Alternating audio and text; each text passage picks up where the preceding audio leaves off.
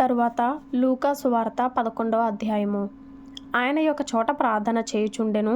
ప్రార్థన చాలించిన తరువాత ఆయన శిష్యులలో ఒకడు, ప్రభువా, యోహాను తన శిష్యులకు నేర్పినట్టుగా మాకును ప్రార్థన చేయ నేర్పుమని ఆయనను అడిగాను.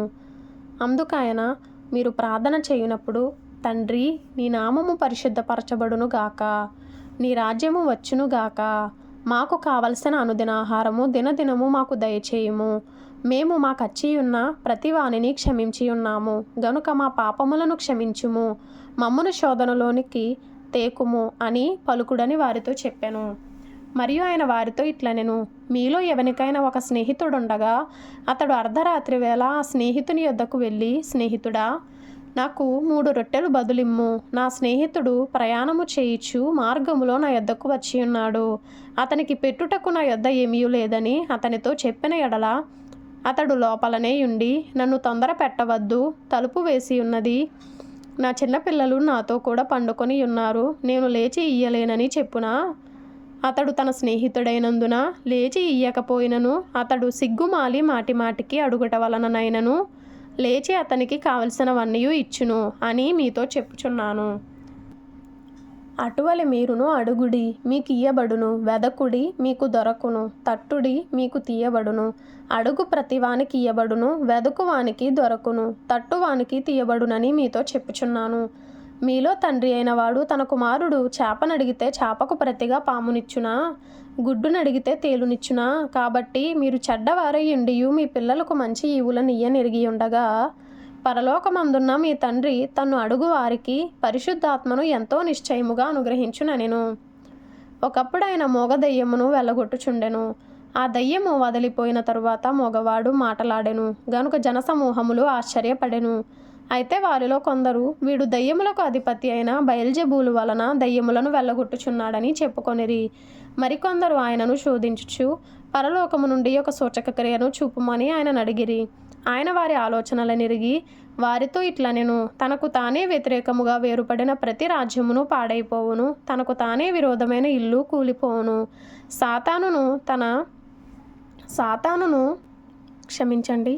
సాతానును తనకు వ్యతిరేకముగా తానే వేరుపడిన ఎడల వాని రాజ్యం ఎలాగూ నిలుచును?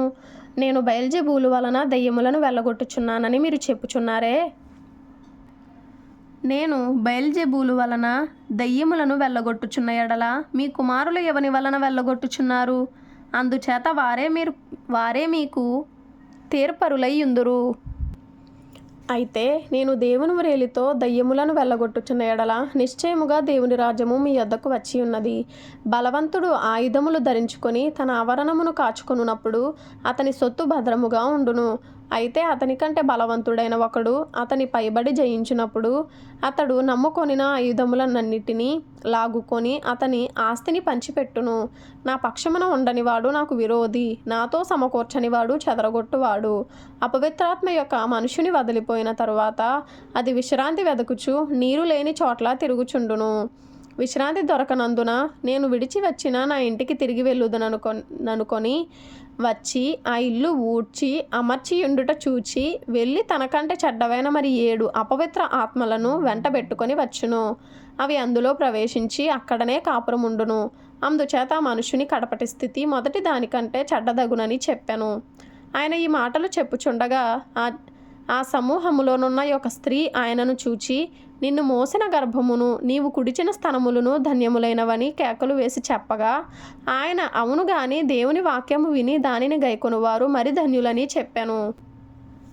మరియు జనులు గుంపులుగా కూడినప్పుడు ఆయన ఇలాగు చెప్పసాగెను, ఈ తరమువారు దుష్ట తరమువారయ్యుండి సూచక క్రియను అడుగుచున్నారు. అయితే యోనాను గూర్చిన సూచక క్రియయే గాని మరి ఏ సూచక క్రియయు వీరికి అనుగ్రహింపబడదు.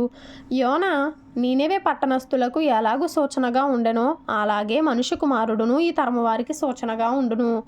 దక్షిణ దేశపు రాణి విమర్శ కాలమున ఈ తరము వారితో కూడా లేచి వారి మీద నేరస్థాపన చేయును.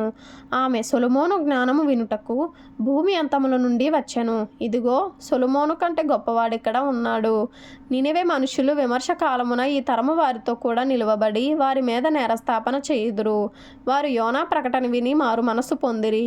ఇదిగో, యోనా కంటే గొప్పవాడిక్కడ ఉన్నాడు. ఎవడును దీపము వెలిగించి చాటు చోటునైనను కొంచెము క్రిందనైనను పెట్టడు గాని లోపలికి వచ్చు వారికి వెలుగు కనబడుటకు దీపస్తంభము మీదనే పెట్టును. నీ దేహమునకు దీపము నీ కన్నే గనుక నీ కన్ను తేటగానుంటే నీ దేహం అంతయు వెలుగుమయమై ఉండును. అది చెడినదైతే నీ దేహమును చీకటిమయమై ఉండును. కాబట్టి నీలో నుండి వెలుగు చీకటి అయి ఉండకుండా చూచుకొనుము. ఏ భాగమైనను చీకటి కాక నీ దేహం అంతయు వెలుగుమయమైతే దీపము తన కాంతి వలన నీకు వెలుగిచ్చినప్పుడు ఎలాగుండునో అలాగూ దేహమంతయు వెలుగుమయమై ఉండునని చెప్పాను. ఆయన మాటలాడుచుండగా ఒక పరిసయ్యుడు తనతో కూడా భోజనము చేయుమని ఆయనను పిలువగా ఆయన లోపలికి వెళ్ళి భోజన పంక్తిని కూర్చుండెను. ఆయన భోజనమునకు ముందుగా స్నానము చేయలేదని ఆ పరిసయ్యుడు చూచి ఆశ్చర్యపడెను. అందుకు ప్రభువిట్లనెను, పరిసయ్యులైన మీరు గిన్నెయు పల్లెమును వెలుపల శుద్ధి చేయుదురు గాని మీ అంతరంగము దోపుతోనూ చెడుతనముతోనూ నిండియున్నది. అవివేకులారా, వెలుపలి భాగమును చేసినవాడు లోపటి భాగమును చేయలేదా? కాగా మీకు కలిగినవి ధర్మము చేయుడి, అప్పుడు మీ కన్నియు శుద్ధిగా ఉండును. అయ్యో పరిసయ్యులారా, మీరు పుదీనా సదాప మొదలైన ప్రతి కూరలోనూ 10వ వంతు చెల్లించుచున్నారే గాని న్యాయమును దేవుని ప్రేమను విడిచిపెట్టుచున్నారు. వాటిని మానక వీటిని చేయవలసి ఉన్నది. అయ్యో పరిసయ్యులారా, మీరు సమాజ మందిరములలో అగ్రపీఠములను సంత వీధులలో వందనములను కోరుచున్నారు. అయ్యో, మీరు కనబడని సమాధుల వలె ఉన్నారు. వాటి మీద నడుచు మనుషులు అవి సమాధులని ఎరుగరనెను. అప్పుడు ధర్మశాస్త్రోపదేశకుడొకడు, బోధకుడా, ఇలాగు చెప్పి మమ్మును కూడా మమ్మును కూడా నిందించుచున్నావని ఆయనతో చెప్పగా ఆయన, అయ్యో ధర్మశాస్త్రోపదేశకులారా, మోయ శక్యము కాని బరువులను మీరు మనుషుల మీద మోపుదురు గాని మీరు ఒక వ్రేలితోనైనను ఆ బరువులను ముట్టరు. అయ్యో, మీ పితరులు చంపిన ప్రవక్తల సమాధులను మీరు కట్టించుచున్నారు. కావున మీరు సాక్షులై మీ పితరుల కార్యములకు సమ్మతించుచున్నారు. వారు ప్రవక్తలను చంపిరి, మీరు వారి సమాధులు కట్టించుదురు. అందుచేత దేవుని జ్ఞానము చెప్పినదేమనగా, నేను వారి యొద్దకు ప్రవక్తలను అపోస్తలులను పంపుదును. వారు కొందరిని చంపుదురు, కొందరిని హింసింతురు. కాబట్టి లోకము పుట్టినది మొదలుకొని అనగా హేబేలు రక్తము మొదలుకొని బలిపీఠమునకును మందిరమునకును మధ్యను నశించిన జకర్యా రక్తము వరకు చిందింపబడిన ప్రవక్తలందరి రక్తము నిమిత్తము ఈ తరము వారు విచారింపబడుదురు.